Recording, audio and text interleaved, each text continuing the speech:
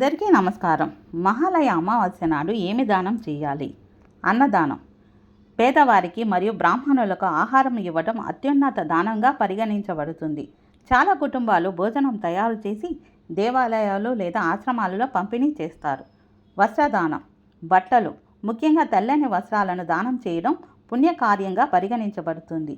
ఈ నైవేద్యం చనిపోయిన వారి ఆత్మలకు ఓదార్పునివ్వడాన్ని సూచిస్తుంది. నీటి దానం.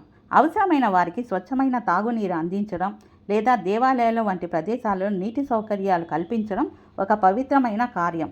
ఇది పూర్వీకుల దాహాన్ని తీర్చడానికి నిదర్శనం. ఆశ్రయం. నిరాశ్రయులకు ఆశ్రయాలు నిర్మించడంలో సహాయం చేయడం లేదా సంచరించే జంతువులకు ఆశ్రయం కల్పించడం వల్ల అపారమైన ఆధ్యాత్మిక యోగ్యత లభిస్తుంది. పితృపక్ష అమావాస్య నాడు ఆవులు, కాకులు మరియు కుక్కలకు ఆహారం ఇవ్వడం కూడా చాలా ముఖ్యం. మహాలయ అమావాస్య సమయంలో దీపాలు వెలిగించడం చనిపోయిన వారి ఆత్మలకు మార్గాన్ని వెలిగించడానికి గుర్తు.